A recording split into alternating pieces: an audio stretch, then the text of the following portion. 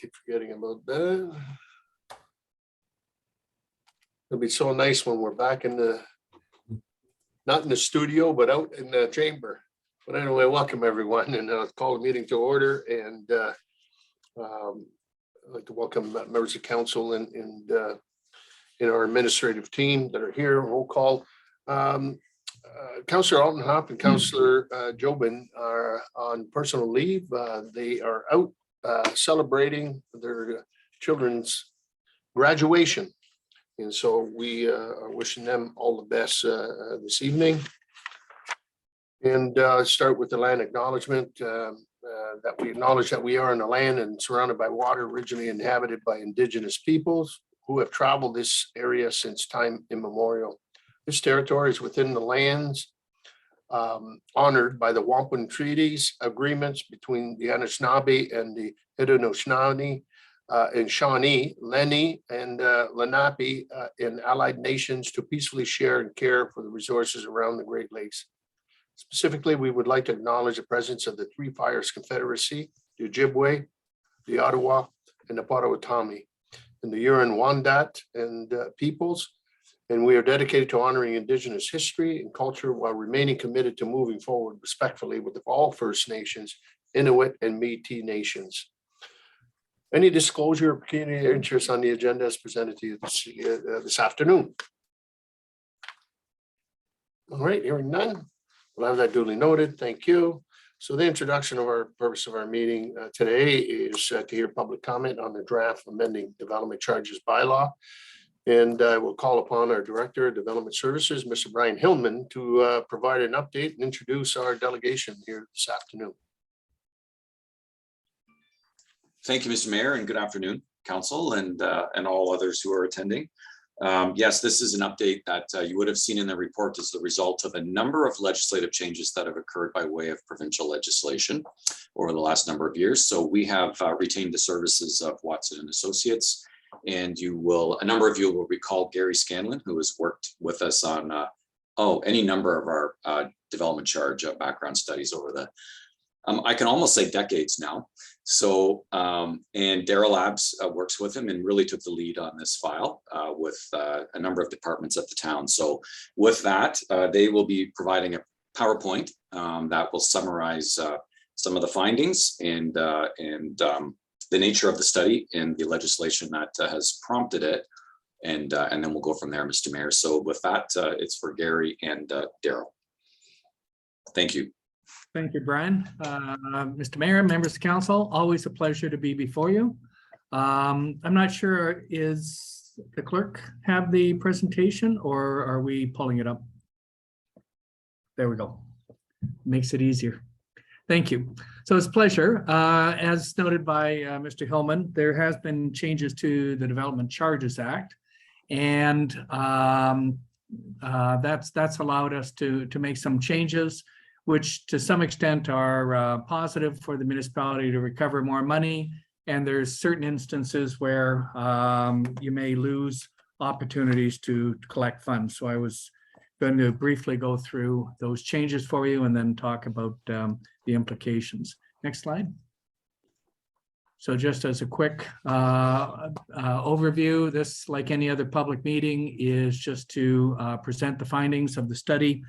The background study that we provided, it's mandatorily required to have this before you consider the bylaw.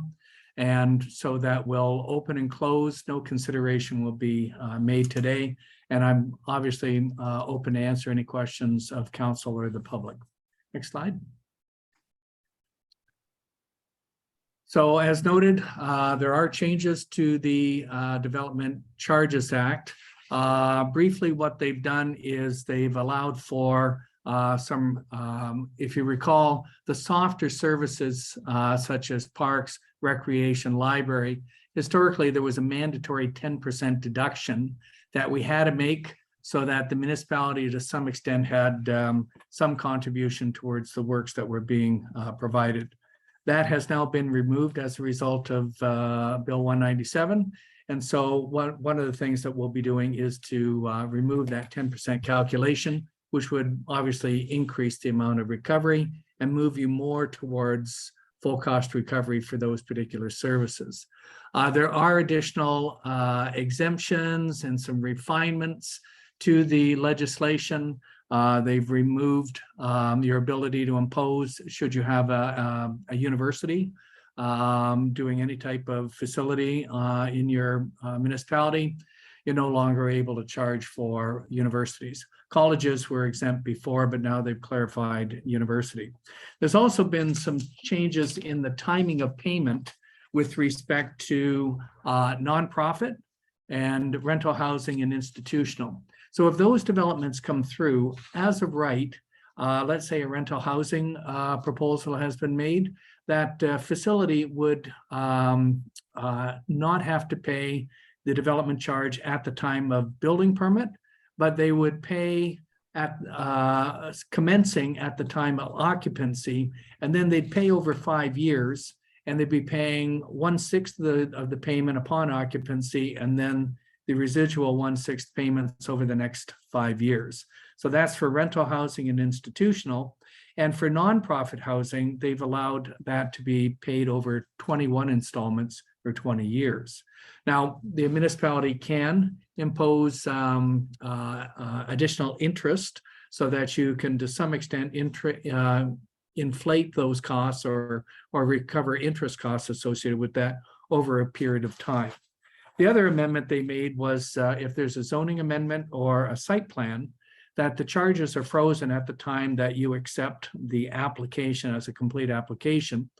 And the charges are frozen until 2 years after you approve those developments. Once again, you can add interest cost associated with it. But if they build within 2 years after your approval, then is the charge plus the indexing. If they don't pull the building permits within the 2 years, then you end up just going back to whatever the charges are in place. So those are the mandated things. The one other thing I'd note is there's been, in working with staff, there's some refinements to some of the capital costs, and they've been updated in the calculations as well.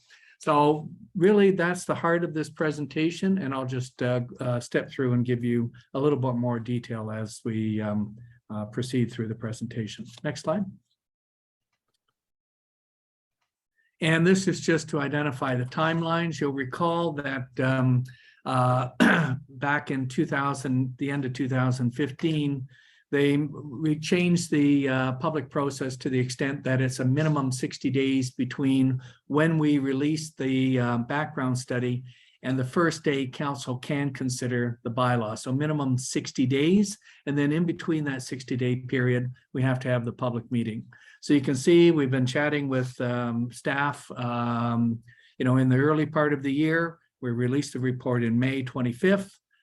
July 26th is when council will consider the amending bylaw. So we meet that minimum 60 days. And obviously in between, which is today, we'll be having the public meeting. Next slide. Development charges are just for members of the public who may not be familiar with them. The legislation allows municipalities to recover costs associated with growth within the municipality. So we're trying to recover costs associated with infrastructure, and that will benefit both residential and non-residential growth within the municipality. Next slide. The current charges that are in place, you can see that we've got services related to a highway, which is basically roads and active transportation, sidewalks. We've got fire protection, police, indoor, outdoor recreation, so parks and recreation services, libraries, administrative studies, and water services. So those are imposed anywhere within the municipality. And that would be for a single detached unit would be $12,900. If you're receiving wastewater services, it's an extra $4,600. So in total, it would be as high as $17,500. Though those charges have been indexed since this period of time, but because we're making an amendment, we've got to go back, and the bylaw was passed in 2019. So we have to take any updated costs and basically deflate them back to 2019 change the bylaw, and then staff will inflate it back to today's dollars. So it's just a requirement that we have to do. Next slide. With respect to Parks and Rec, there are a couple of tweaks that we've made to the calculations. I've noticed in bullet 2 that the 10% deduction has been removed. So that has an upward increase on the charge as well. There's the Pickleball Complex, the revised estimate. We had that project in, but had it in at $500,000. And looking at it in 2019 dollars, it's now $660,000. So it's the latest and greatest price on it. So we've revised this. We've also just made an adjustment to the parks, to the park master plan for Lakewood. One extra thing is we've changed the name because the legislation has kind of changed the services names. So instead of indoor and outdoor recreation, we're now calling it Parks and Recreation. So next slide. Libraries, no project changes other than we removed that mandatory 10% deduction. So that once again, slight uptick in the charges we can impose. Next slide. And then growth studies, we've renamed it once again to administrative, to growth studies, and historically we call it admin studies. These are going to provide for water, wastewater, any studies that are related to water, wastewater, roads, stormwater, fire, police, etc. So we've refined the naming of those particular works. Next slide. The growth studies, once again, there were some of them that had the 10% deduction. We've removed that now. And then there's been some refinements to the cost and the timing of the projects. And you can see the full 4 small bullet points there. The sanitary sewer model update. So there's 2 provisions there. There's the Old Castle storm drainage master plan, and then there's a fire master plan. So we've made some refinements to those individual projects. Next slide. With respect to fire, the costing for the aerial truck has been updated from 1.6 million to 1.7. Once again, change in costing. And then there's been some additional vehicles that have been added into the project listing. Next slide. So as I've noted, we've made those changes that I made earlier on, I've noted have been incorporated into the draft bylaw. Some of the other things is that there's a mandatory exemption now for certain types of additional units. That would be if you have an ancillary building, such as a detached garage or a pool house, and you wanted to include an apartment unit in there, you could do so and no charge is payable. And for new homes, you can also, if you're building a brand new home, you could also add an additional apartment into that single family home, and you wouldn't be required to pay for the additional apartment. And as well, we've made a refinement. This isn't mandated, but we've refined the industrial exemption. There's a 50% expansion exemption for industrial. We've changed it slightly to be not only an expansion of the building, but an expansion on the individual property. So those are the additional adjustments that we've made if you take the time to look at the draft bylaw. Next slide. With respect to the charges, you can see we've highlighted that where the changes are, and these are the new updated calculations. Once again, these are in 2019 dollars. And I'll show a comparison on the next slide just to kind of isolate the magnitude of the changes on the next slide. So if we take a look at, oh, sorry, these are the changes for the indexing. I apologize. So this is the indexing up to 2022. So you can see that the full charges now for a single detached, all services included would be just below $21,000. If you're in the area that doesn't receive wastewater, you'd be at $15,600. And you can see correspondingly, as the unit size gets a little bit smaller, the charge correspondingly reduces. And then the non-residential charge has been adjusted as well. So I'll show some comparisons on the next two slides. And if we go to, this is based once again back on the 2019 dollars. You can see in total, we've increased the charges from about 17,500 to 18,700. So in and about a $1,200 increase. And you can see where the increases are on the fire, the parks and recreation, the library, and the growth, as I've noted earlier. Next slide. On the non-residential side, you can see similar types of adjustments, and we've gone from $6.72 per square foot to $7.14 per square foot. So roughly about 40-cent increase on the cost per square foot for non-residential buildings, that's commercial, industrial, institutional. Next slide. To compare, Tecumseh to its neighbors, and we even extended down the highway to be kind of west of the GTA. You can see the charges are noted here. The upper tier, so the county could impose a charge, but they don't currently. So that's what the orange denotes in, if you take a look at Kitchener, the orange is for the regional charge there. The local charge is the dark blue color, and school boards are allowed to charge as well, and they've been denoted in the green color.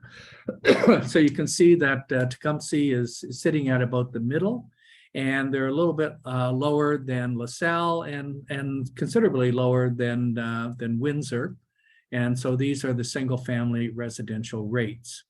And you can see between the light blue and the green, it's just a marginal adjustment to the charge. Next slide. Similar type of comparison, but this is for commercial. You can see that we're now a little bit to the right of center. And once again, we're lower than places like LaSalle or Amherstburg or Lakeshore. Next slide. This is reflecting industrial. And once again, we're back into about the middle area. You can see there are a couple of municipalities such as Windsor who choose to exempt industrial. So they've now moved to the right-hand side, but we're still roughly in the middle of our comparator municipalities.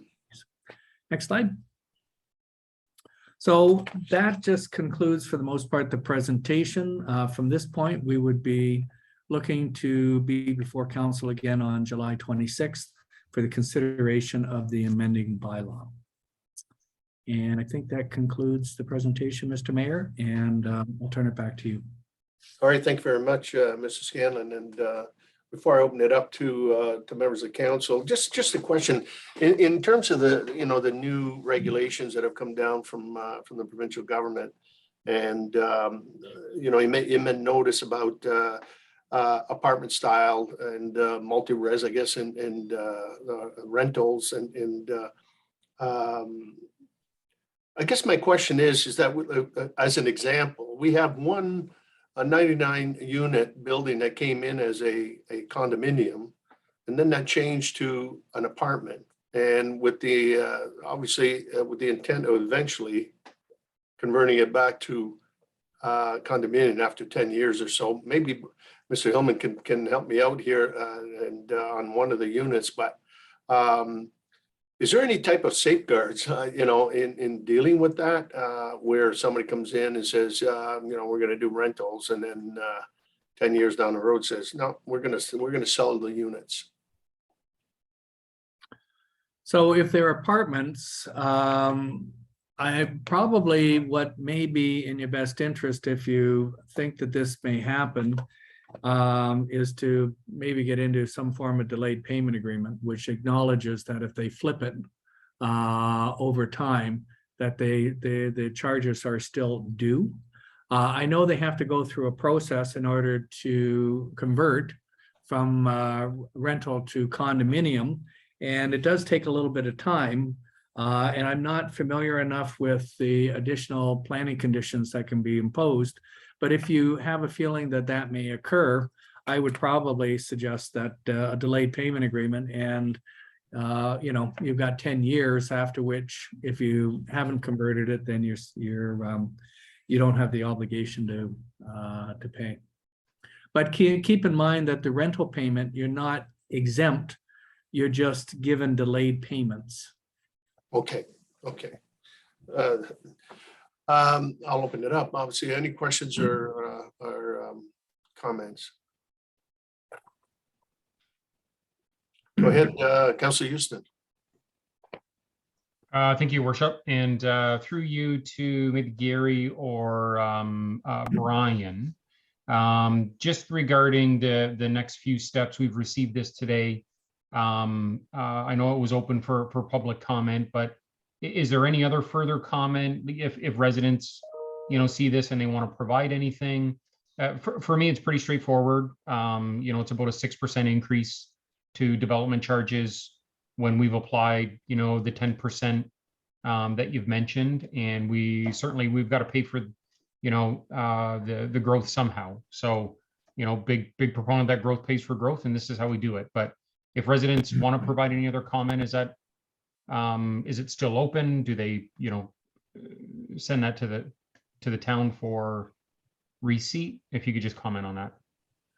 So I can take the first step in that. Up until the bylaw is considered by council, I'm assuming that your procedural bylaw would allow for any information to be brought forth, if not only on the information section of your agenda. So obviously, there's always the opportunity to consider it. If you're speaking of the general residents, I would think that these changes are actually reducing the amount that we have to pay for off of property taxes. So I would expect from a general resident, they would see this as a probably more of a positive adjustment. With respect to developers, obviously there's about a $1,200 increase for single families. It's all in line with the legislation, but I'm sure if they wish to express themselves, that council would be open to receive any comments. Mr. Hillman, I'm happy to. Through you, Mr. Mayor, the only thing I would add is the way the legislation is set up, it is encouraging, some heavy front end engagement. So we've had the document on our website for 60 days as required by the Act, gave notice, hold the public meeting, and are anxious to bring it forward for council consideration. And we will prepare a report in that regard, just summarizing some very specific recommendations that we would like council to consider to keep it in line with the legislation. So it certainly is a quick moving process, but as Gary had indicated, if comments come in, we would certainly review those and give consideration to them in some manner. But we've fulfilled at this point, at least, the obligations for consultation under the Act. All right. Anything further, members of council?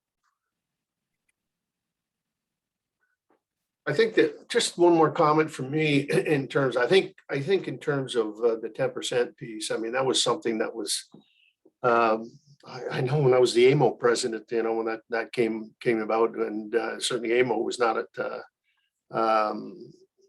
very supportive of that at that particular time, because obviously to Councillor Houston's comment, growth should pay for growth, for sure. The only, but on the flip side of that is the deferred payment piece itself. The only concern I have there moving forward, if you're into where you have to expand services, and whether it's fire services, whether it's expanding wastewater or water plants and so forth, you can't defer payment there. I mean, you got to pay for it, and so that's the only issue that I have, because I think, and maybe our treasurer can look at it, but to me, it's like, taking on some debt that will be reflected to the municipality. If you've got to provide those services, you have to, no doubt. So if you have to advance some of those services because of the expansion, so it's kind of it's a good news, bad news thing. It's it's great that you're expanding and you're doing all of the good stuff, but depending on the type of development and so forth within the municipality and that, when you talk about 10 years and then 20 years, that's the only concern that I have, rightly or wrongly, but I think there's that issue for me. I'm not totally happy, I guess. So I suppose if everybody's not happy, then I guess the government did it right, the old saying, but that would be my concern. I don't know if you heard that from other municipalities, Gary, that, you can mortgage so much, because of services, but, and you want to expand, but, you got to buy the services to support even the new growth, right? And so forth. So to respond, Mr. Mayor, so what they have allowed is with those delayed payments for you to charge interest. And I didn't say inflation, which the development charges are adjusted for the construction cost index. What they've said is you can charge interest. So the cost of borrowing may be much different than the indexing. So I know there are municipalities who are to some extent reflecting whatever the indexing is, but there are municipalities who are looking at their cost of borrowing being in the range of like 5.5%. So they're charging every year a compound of 5.5%. And then there is one municipality who's in excess of 10%.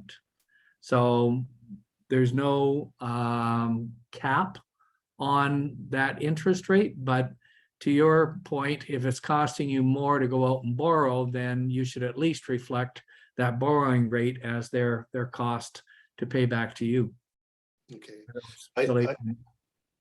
I see Mr. Kissel's camera came on, so maybe you got something that you could add.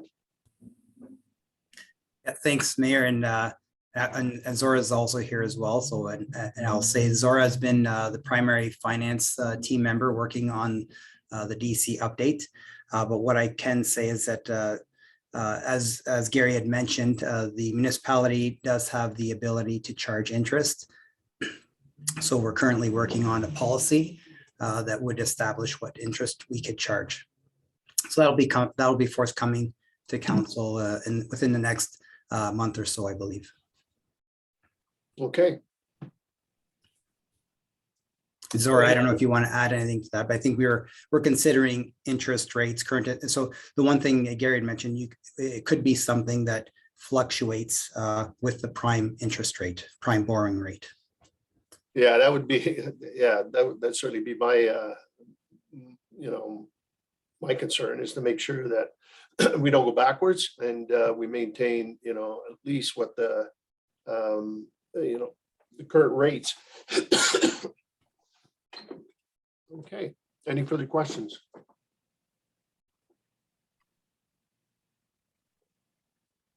Well, nothing more. Then thank you, and looking forward to July and see the full presentation, and so we certainly want to thank corporate services and yourself, Mr. Scanlon and Mr. Abs. You have to beg my indulgence here.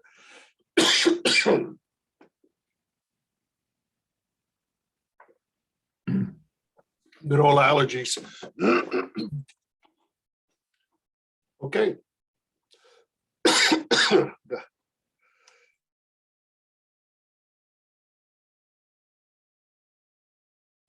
Sorry about that.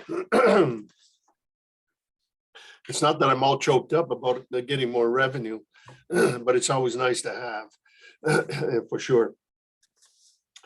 Okay, if nothing further, I want to thank you both, gentlemen, for attending our meeting today, and certainly Zora and Tom, and for the work that's gone into this, and looking forward to July when bylaws pass and we move forward. Communications, members of council, we do have one item of communications. Can I have a motion to receive? Thank you, Councilor Tonio, Councilor Houston, all in favor? Opposed, if any, that's carried. And also the report that's been brought forward the DS 22-28 entitled Development Charges Update Study of June 28, 22 public meeting be received. Deputy Mayor Buschetti and Councilor Houston. On a motion, all in favor? Opposed, if any, that's carried. Thank you. And that brings us to adjournment. And so if I could have a motion to adjourn our proceedings. Councilor Houston, Councilor Tonio, all in favor? Opposed, that is carried. All right, thank you very much. And we are scheduled to come back online at 6 o'clock.